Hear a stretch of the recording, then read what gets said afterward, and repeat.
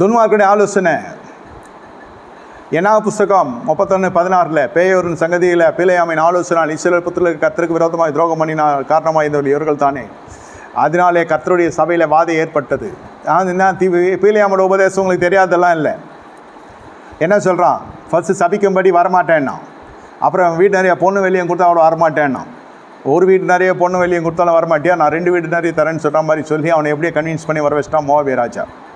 வர வழியெல்லாம் ஆக்சிடென்ட்டு. இப்போ கழுதை போய் செவத்தில் மோதுது, கழுதை பேசாத கழுதெல்லாம் பேசுது, என்னென்னமோ இவனுக்கு அற்புதங்களே வாதைகளும் அற்புதங்களும் கடந்து நடக்குது. எதுவுமே உணரல. ஒரே நம்பிக்கை அவனுக்கு என்னென்னா அந்த மோவாபிய ராஜாவோட பேச்சை கேட்கணும்.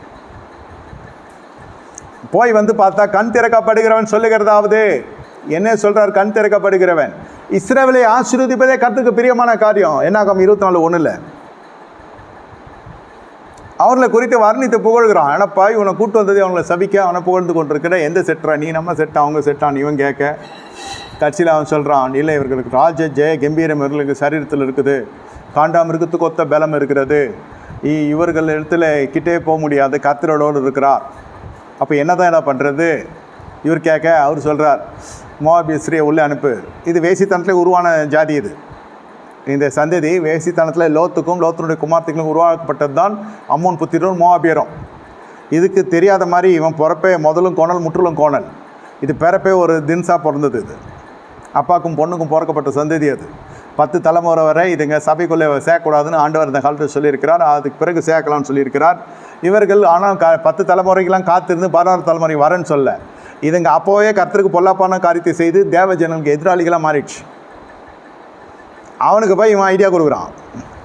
பிள்ளையாம் அவனுக்கு ஒன்றுமே தெரியாத மாதிரி, அது பாப்பா மாதிரி இது போட்டு சொல்லு, இது ஐடியா கொடுத்து போய் தாப்பா போட்டுக்கோன்னு. கடைசியில் பார்த்தா அவன் மோவாபிய ஸ்திரீ வானாண்டா இதை விட கவர்ச்சியாக இருக்குதுன்னு சொல்லிட்டு மீதியான ஸ்திரீகளை அனுப்பி, அதிலே நம்ம ஆட்கள் கொஞ்சம் வீக்காக இருந்தான். இஸ்ரவேல் புத்திரரில் எல்லாமே கிளாஸில் பாஸ் ஆகிறது இல்லை இல்லையா? பிரசங்க என்னமோ ஒன்று தான், உபதேசமோ ஒன்று தான், சபையெல்லாம் ஒன்று தான், ஒரே பாஸ் தான், ஞானஸ்தானம் கொடுக்குறார், திருவிருந்து கொடுக்குறார், எல்லாம் ஒரே பாஸ்க்கு எடுத்து தான் தசமாகவும் கொடுக்குதுங்க. ஆனால் ஒரு குடும்பம் செழிக்குது, பல குடும்பங்கள் செழிக்கிறது இல்லை. சில குடும்பங்கள் பல குடும்பங்கள் செழிக்கிறது, சில குடும்பங்கள் செழிக்கிறது இல்லை. டிபெண்ட்ஸ். ஒரே காலேஜ், ஒரே டீச்சரு, ஒரே கிளாஸ் ரூமு, ஒரே போர்ஷனு.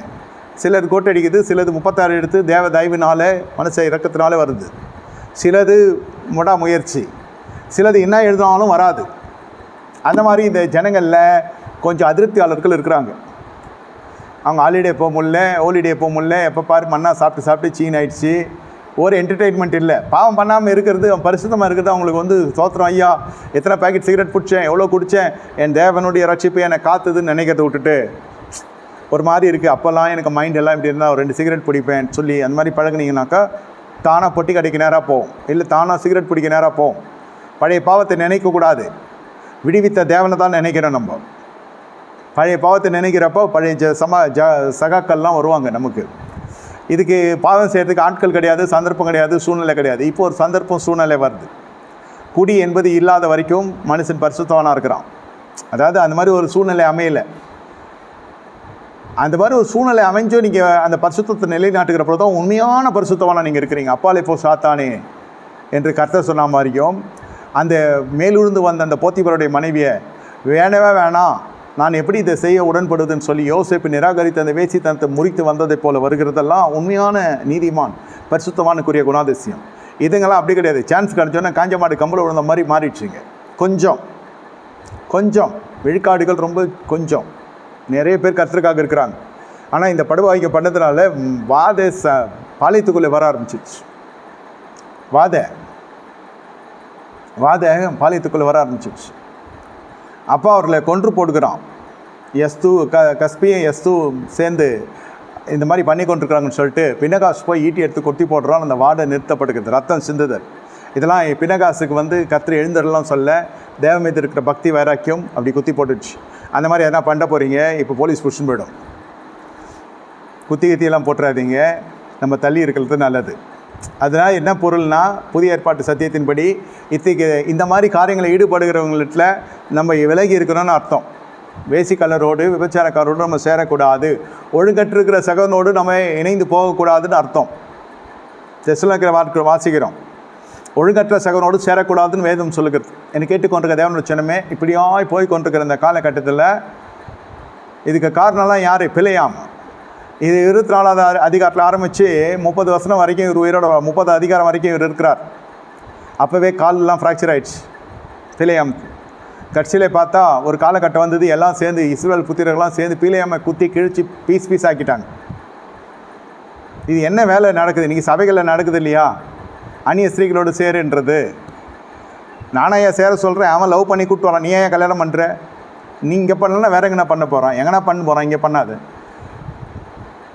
இங்கே பண்ணலன்னா எங்கன்னா பண்ணிட்டு போவான். அது இல்லை விஷயம். இப்போ கல்யாணம் இவன் போகிறப்ப 10 பேரையும் கூப்பிட்டு போய்டும், அதுதான் பிரச்சனை. 10 பேர் போனால் இவன் பதில் சொன்ன மேலே இடத்துக்கு ஆத்துமாக்கள் காணாத போச்சு, நீ பார்த்துன்னு என்ன பண்ணின்னு இருக்கிற? மெய் பண்ணா எய் பண்ணா, நீ ஒரு ஆடு தூக்கின்னு போச்சோ ஓனாய் தூக்கின்னு போச்சோ தெரியாது.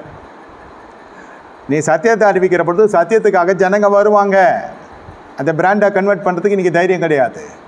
பிலேயாம் உபதேசம் இன்றைக்கி மறைமுகமாக சபைகளில் செயல்பட்டு கொண்டிருக்குது. லவ் மேரேஜாக ஞானஸ்தானம் கொடுத்து பேரை மாற்றி கல்யாணம் பண்ணிடுறான். அது சண்டன் வரப்போ அது எல்லா அம்மாவையும் கூப்பிடுது, அந்த அம்மா இந்த அம்மா இந்த அம்மா அந்த அம்மான்னு. எல்லா மெட்ராஸ் பாஷையும் வருது அந்த பொண்ணோட வாயில். பொண்ணோ மகனோ மருமகளோ. இது இங்கே வந்தோடனே வெண் வஸ்திரம் தடுத்துட்டு வந்து உட்காந்துக்குது முக்காடு போட்டுக்கின்னு. சண்டன் வந்துச்சுன்னா எடுத்து மாறி இழுத்து கட்டிக்கின்னு இருக்குது. என்னம்மா இதுன்னு சொல்கிறதுக்குள்ளே கார் வந்து நிற்கிது. வெளில பார்த்தா அவங்க அம்மா அவங்க வேறு வருது. ஃபோன் ஸ்டார்ட் ஆகுது, சண்டை ஸ்டார்ட் ஆகிறப்போ ஃபோன் ஆன் பண்ணிட்டு இருந்தம்மா. அதே மாதிரி தான் மகனும். அதாவது எதுக்கு சொல்கிறேன்னா, ஜென்ம சுபாவம்லாம் போல, ரட்சிப்பும் வரல, பரிசுத்த தாகமும் இல்லை, ஒன்றுமே கிடையாது. இதுங்களை கூப்பிட்டு வந்து டப்பில் முக்கிய எடுத்து அதுக்கு கல்யாணம் பண்ணி வச்சு கல்யாணம் சக்ஸஸ்ஃபுல்லாக நடக்கணும் நினச்சின்னு வாழ்க்கையை கோட்டை விட்டுருவான். இதுக்கெல்லாம் காரணகர்த்தாவாக இருக்கிறது யார்? பிலேயாமை போல இன்றைக்கி போதகமார்கள் காணப்பட்டு கொண்டிருக்கிறார்கள். இது பெருந்திரளாக நடக்கிறதுனால இது வெளில வராது. இது ஃபேஷன் ஆயிடுச்சு இது. ஆனால் இது செய்யக்கூடாது. இது துன்மார்க்குடைய ஆலோசனை. இது துன்மார்க்குடைய ஆலோசனை தான். இப்போ இது பாருங்கள், இது இப்படி நடந்து கொண்டிருக்குது. அகிதோபேல் அப்சலோமுக்கு கொடுத்த ஆலோசனை இந்த இடத்துல 2 சாமுவேல் 16:21. அப்பொழுது அகிதோபேல் அப்சலோம் வீட்டை காக்க தகப்பன் வைத்த மறுமனை ஆட்டிகளிடத்தில் பிரவேசியும். அப்பொழுது தகப்பனுக்கு நாற்றமாய் போனீர் என்பதை இஸ்ரவேல் எல்லாரும் கேள்விப்பட்டு உமோட்டிருக்க ஜனங்களும் கைகள் பலக்கும் என்றான். அடப்பாய் மனுஷன். அகிதோபேல் யாரு?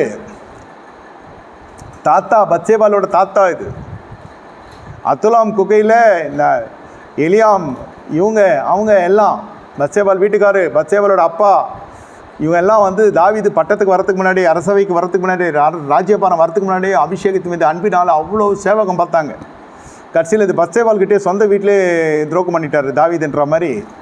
இவ்வளோ நல்ல குடும்பம், நேர்மையான குடும்பம், நம்மளோடு கூட பழகி வருகிற குடும்பம், அந்த குடும்பத்துக்குள்ளே பாஞ்சு போட்டான் அந்த மனுஷன் தாவீது. வயசு வித்தியாசம் கூட கிடையாதுடா, எல்லாருக்கும் நடுவில் நிற்கிறார் தாவீது. அகிதோபேலுக்கும் அத்துலாம் குகையில் நடக்குது. எலியாமுக்கும், அதாவது பத்சேபாலோட அப்பாவுக்கும் அகிதோபேலுக்கும் நடுவில் நிற்குது. எலியாமோட பெருசு, அகிதோபேலோட சின்னது தாவீது, வயசில் சிறியவர். இவங்க பத்சேபாலுக்கும் நம்ம உரியாவுக்கும் கல்யாணம் வச்சது தலைவர் தான், தாவீது தான். அப்போ எவ்வளோ சின்ன பொண்ணாக இருக்கும் அது. இதெல்லாம் அரசியல் சகஜன்ற மாதிரி அவர் கட்சியில் கொண்டு போனார். அந்தமாவும் பிக்கப் ஆகிடுச்சு. இதை கேள்விப்பட்டோன்னே அந்த பெண்ணும் விரும்பி தானே வந்தான்றதெல்லாம் தெரில. அவளே வந்தாலும் நீ சொல்லணும் இல்லையா அபிஷேகம் பண்ணப்பட்டோன்னு அகிதோபேலுக்கு பயங்கரமான கடும் கோபமாகி கட்சியில் கட்சி மாறிடுறார் அவர். அப்சலோமுக்கும் தாவீதுக்கும் பிரச்சனை வந்து அப்சலோம் கிட்ட போயிடுறாரு அகிதோபேல். ஏன்னா அகிதோபேல் ஆலோசனையில் அவ்வளோ சிறந்தது, கர்த்தருடைய வார்த்தை போல் இருக்கிறது அகிதோபேலோட ஆலோசனை. அப்படிப்பட்ட ஒரு ஆலோசனைக்காரன் அகிதோபேல். அகிதோபேல் இல்லாமல் தாவீது இல்லை, தாவீது இல்லாமல் அகிதோபேல் இல்லை. அப்படி நெருக்கமாக இருந்த குடும்பம் அது. குடும்ப ரீதியாகவும் நல்ல நண்பர்களாக இருந்தாங்க. இந்த மாதிரி ஒரு அசுசியான காரணம் நடந்தோன்னே இருதயமே உடஞ்சிடுச்சு அகிதோபேலுக்கு. அட பாய் மனசா, உன்னை எவ்வளோ நம்பினேன் நான், உன் அபிஷேகத்தை எப்படி நான் வர்ணித்தேன், எவ்வளோ நான் உன்னை விசுவாசித்தேன். ஒரு மரியாதை வச்சுருந்தாங்க. கனம், கர்த்தருடைய கனம் எல்லாத்தையும் இழந்து போட்டான் அந்த மனுஷன். போய் உன்னை நேராக பழி வாங்க முடியாத தாவீதை, அது நடக்காத காரியம். பழி வாங்க துடிக்கிற ஒருத்தனுக்கு போய் அட்வைஸராக போயிட்டார்.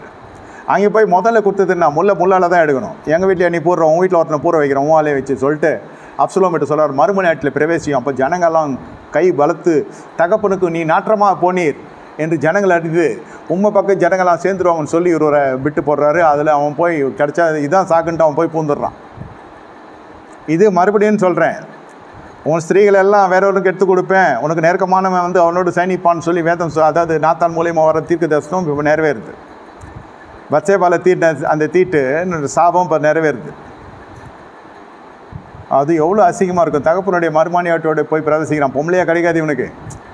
ஏற்கனவே அது வீட்டில் எல்லாம் சொல்லியிருப்பாங்க. பாரு இந்த மாதிரி திடீர்னு ராஜாவுக்கு திடீர்னு ராஜா காணாது போயிட்டுறாருன்னா ஒரு பொண்ணோடு வந்துடுவார். என்னடா அப்பா வரல லேட்டாக இருக்கிறாருன்னா எங்கே குடிச்சிட்டு விழுந்துருக்காருன்னு இப்போ லோக்கலாக சொல்கிறாங்க இல்லையா. ரொம்ப குடிகார புருஷன், காலைல நல்லா வேலைக்கு போகிறான், சாயங்காலம் வீடு திரும்பலை, ஐயோ என்னமோ ஆச்சுலாம் இல்லை, டே அங்கே எங்கன்னா ஊந்துருக்கார பாடுறவங்க அப்பா வேணுன்னு இந்த வயசு வாலிப பிள்ளைங்களை அனுப்புவாங்க. அந்த மாதிரி தாவீது வீட்டுக்கு வரல 2 நாள்னாக்கா எவ்வளோட வருவார்னு தெரியாது அந்த காலத்தில். அப்படி வந்தது அபிகாயில் அம்னோவாம்லாம். இதெல்லாம் வேதத்தின் அடிப்படைலாம் சொல்கிறேன். நம்ம தாவீதுக்கு என்ன பகைஞ்சுனா என்ன. அப்படி ஒரு பயங்கரமான வீக் ஃபெயிலோ தாவீது. அபிஷேகம்லாம் ஒரு பக்கம் இருந்தால் கூட இந்த ஒரு பையன் ஓடிக்கொண்டே இருக்குது. அதனால் இவருக்கு பாடம் கற்றுக் கொடுக்குறேன்னு சொல்லிட்டு அகிதோப்பேல் சொல்கிறான், மறுமனையாட்டிகளை தீன்னா இவனுக்கு இன்னும் பவர், எங்கே தொட்டால் வலிக்கும், எங்கே அடித்தா வலிக்கும்னு தெரியும், யார் அடித்தா இவனுக்கு வலிக்கு அதிகமாக வரும்னு தெரியும். மறுமனையாட்டை பிரவேசி சொல்லி அமுச்சு இவனை ஒரு மாதிரி பண்ணி விட்டுறாரு. அதுக்கப்புறம் தேவன் இந்த மனுஷனை ரொம்ப வாதிக்க ஆரம்பிக்கிறார். அகிதோப்பேல் பாலியல் தூண்டுறது போத்துக்கனுடைய வேலையாது, அபிஷேகம் பண்ணப்பட்ட செய்கிற வேலையாது. பாலியல் சர்ச்சைகள், சிக்கிறது இல்லை, மற்றனை சிக்க வைக்கிறது. அவன் எதாவது தெரியாமல் வந்து சொல்கிறான், வாலிபன் நான் லவ் பண்ணுறேன் பாஸ்டர்னு. அப்பால் இப்போ சாத்தானே அந்த தீட்டான காட்டெலாம் ஈடுபடக்கூடாது, நம்ம இஸ்ரவேல் நம்ம பரிசுத்த ஜாதியாக கற்று வச்சுருக்கார், அந்த பாப்பாயிட்ட கூப்பிட்டு சொல்லிடு, இனிமேல் இதெல்லாம் துணிச்சிரு, இதெல்லாம் வச்சுக்காத அப்படி சொல்லி விட்றதை விட்டுட்டு ஒன்று அவனை என்கரேஜ் பண்ணுறது. அப்புறம் அப்புறம் அப்புறம் விழுப்புரம் அப்புறம்னு சொல்லிட்டு கட்சியில் இவர் பொண்ணு கட்சியில் எஸ்கேப் ஆகிடும். அப்போ இதான் பண்ணி வைக்கிறாருல, அப்புறம் என்ன இருக்குது. சரி, அது ஏதோ சபை பையனாக தப்பிச்சு நல்ல குடும்பத்தில் மாட்டின்னு இருக்கலாம், அதுவே அது சாபந்தான். இது இன்னும் கீழ்த்தரமான ஒரு இடத்துக்கு போய் மாற்றோம். கல்யாணம் ஆனவன் மணிவால் கைவிடப்பட்டவன் அந்த மாதிரி ஜனங்கிட்ட போய் மாட்டிக்குவாங்க சொந்த பசங்க. இல்லை இதெல்லாம் வந்து விடாது, இந்த பாவம் தொடரும். துன்மார்க்குடைய ஆலோசனை, அகிதோப்பேல் அபிஷேகம் பண்ணப்பட்டான், கர்த்தருடைய வார்த்தை போல தாவீதுகிட்ட இருக்கிற வரைக்கும். அதுக்கு பிறகு உண்மையானவே ஒரு நல்ல ஆலோசனை கொடுக்குறான், அது நிராகரிக்கப்படுகிறது. உண்மையிலே அப்போ போனால் தாவீதை தூக்கிட்டு இருக்கலாம், ஒரே தூக்கா, அது கேட்கல. ஆனால் முதல்ல நான் துரு ஆலோசனை கொடுத்தேன், அது நல்லா கேட்டான். எது நெகட்டிவோ அது நிறைய ஜனங்க நிறைய திரளாக போய் கேட்கும், எது நல்லதோ அது கொஞ்சம் ஜனங்க விசனமாக வந்து கேட்கும், வேறு வழியே இல்லைன்னு. அதான் உலகம், ஆவிக்குரிய உலகம் அதான். இது வந்து உண்மை, நாட்டு நிலவரம். இது கடைசியில் பார்த்தா நல்ல ஆலோசனை விட்டாச்சு. அதாவது அந்த தாவீதை சிறைப்பிடிக்கிறதுக்கு ஒரு ஆலோசனை அவங்க எடுத்துக்கலாரு. அதை வேணாம்னு விட்டோன்னு இவர் கோவிச்சுன்னு இவர் போய் வீட்டில் போய் தூக்கு போட்டு செத்துட்டார். யூதாஸ் கோரித்தின மரணமும் இவனுடைய மரணம் ஒரே மாதிரி இருக்கா? ஆலோசனை, துரு ஆலோசனை. அபிஷேகம் பண்ணப்போ அவன் கொடுக்க முடியுமா? கொடுக்க முடியும். பழி வாங்குற சுபம் வந்துடுச்சு அவனுக்குள்ள. கிருபை அப்படியே மாற ஆரம்பிச்சிச்சு, செயல்படுகிற கிருபை செயல்படல. என்னை கேட்டுக்கொண்டிருக்க தேவனுடைய சின்னமே, 22வது வசனம், அப்படியே அப்சலோம் உப்பரையின் மேல் கூடாத்தை போட்டார்கள். அப்போ அங்கே அப்சலோம் சகல இஸ்ரவேல் கண்களுக்கு முன்பாக தகப்புடைய மறுமனையாட்டில் பிரவேசித்தான். 2 சாமுவேல் 16:22 வாசிக்கிறோம். துன்மார்க்குடைய ஆலோசனை எதனா உருப்பட்டுச்சா பார்த்தீங்களா? இது வரைக்கும் பேசுறது வரைக்கும் நம்ம உருப்படுறதுக்காக தான் கர்த்தர் சொல்லி கொடுத்துருக்குறார். கண்களை மூடி கர்த்தரை நோக்கி பார்ப்போமா? இதெல்லாம் யூடியூப்பில் இருக்கும், பார்த்து தெரிஞ்சு கொள்ளுங்கள், போட்டு கேட்டுக்கொள்ளுங்கள். ஆண்டவரே ஸ்தோத்தரிக்கிறோம். இந்த காலை வேளையில் துன்மார்க்குடைய ஆலோசனை நடக்கிறபடியினால் ஜீவ சேதம், பொருளாதார சேதம், உடைமை சேதம், உயிர் சேதம், ஆண்டவரே குடும்பம் சின்னப்படமாக போகிறது, எல்லாவற்றையும் நாங்கள் தியானிக்க கிருபை செய்திரே ஸ்தோத்திரம். இதனால் எங்களுடைய வாழ்க்கையில் செய்ய வேண்டிய காரியங்களே காணப்படுகிற ஜெயங்கள் எல்லாம் தடை பண்ணப்பட்டிருக்கிறது. இனி ஆண்டவரே இந்த காரியங்களிலே எதுலேயுமே சிக்கிக்கொள்ளாத சபையை பாதுகாத்து கொள்ளுங்க. கர்த்தர் தாமே காரியத்தை வாய்க்க செய்யுங்க, அற்புதங்களை செய்யுங்க. விடுதலையோடு ஆராதிக்கிருபைத்தான் இயேசுவின் நாமத்தில் பிதா, ஆமென். என் ஆத்துமாவே கர்த்தரை ஸ்தோத்திரம், முளைப்பர் நாமத்தை ஸ்தோத்திரம். ஆத்துமாவே கர்த்தரை ஸ்தோத்திரம். கர்த்தர் செய்ய சகல உபகாரம்